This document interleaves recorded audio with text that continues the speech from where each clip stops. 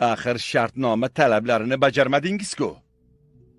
Shu sababli pul bermaslikka haqqimiz bor. Qiz masalasi hal bo'lishini kutamiz. Kelishdik deb umid qilaman.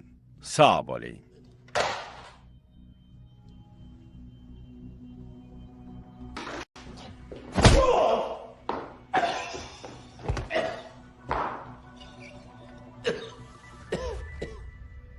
Kimsan?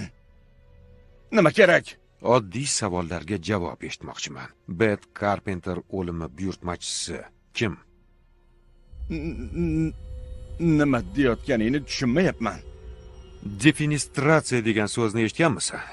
Adashmasam, derazadan biron buyumni otib yuborish. O'ylaganimdan ancha aqlli ekansan. Biz tanishmizmi? Leonard Kentni yaxshi bilaman. Ayolining ismi Loren. Elli va Jozefning otasi, korporativ mijozlar bo'yicha mutaxassis. Lenniga kim buyurtma bergan? Buni aytolmayman. Meni o'ldirishadi. Derazadan tushib ketsang, joning tez chiqarmikin? 4-qavat? Tirik qolishim ham mumkin. Ammo og'riq dahshatli bo'lishiga kafolat beraman. O'zini o'zi o'ldirgan hisobchi voqeasi bo'ladi. Mana bu ko'karish isbot. Qanaqa ko'karish? Uchishga tayyormisan? Yo'q, yo'q. Zim. Atal Zim, ijrochi direktor. Bangkokda ishlaydi. Hammasini aytib beraman. Yo'q!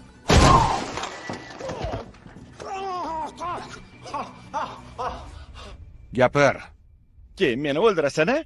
So'nggi voqealarga qaraganda bir narsa deya olmayman. Vijdonim bilan maslahatlashaman. Sen gapirishni boshla, ko'ramiz. Vijdonim xotirjam bo'larmikin? Yaxshi. Zim shu yerda, Londonda. Tukenhamda. Otasi Osiyoning eng boy kishilaridan. Shu bilan birga korporatsiyaning asosiy aksioneri. Kichik Zim esa tezda o'lishi kutilayotgan otaning merosxo'ri. Saratonning so'nggi bosqichi. Shunaqa-da. Ha. Archi haqida nima deysan? Archi? Ha. Sobiq sherigim va kitlar himoyachisi-ku. Ana o'sha barcha ma'lumotlarni Bet Carpenterga yetkazib turardi. Pul ishlashdan ko'ra dunyoni qutqarishni istardi. Hisobchi uchun balki shu to'g'ridir. Zim bir kuni Betni yo'qotishimni aytgandi. Aslida shunchaki qo'rqitmoqchi edik. Ammo u bo'sh kelmadi.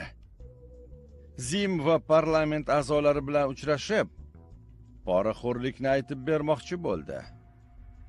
Bunaqa odamlarni shantaj qilib bo'lmaydi. Boshqa ilojimiz qolmadi keyin. Buyurtma berishga majbur bo'ldik. Yo'qotish kerak edi. Ammo ish rejadagidek ketmadi. Ha, shunaqa. Qayerdan bilasan? Bilaman, ahmoq. Rejang puxta bo'lmagan. Nega? Charlie Adams? U Betni opasi xabardor ekanini bilmasdik. Boshqa qotillarcha. Betni o'ldirganlar. Boshqa hech kim yo'q edi. Bari kontraktda kelishilgan. Hammasini bir kishi qiladi. Buyurtmani kim oldi? U ismini aytmadi. Qanaqadir amerikalik ekani shevasdan sezilib turardi. Lekin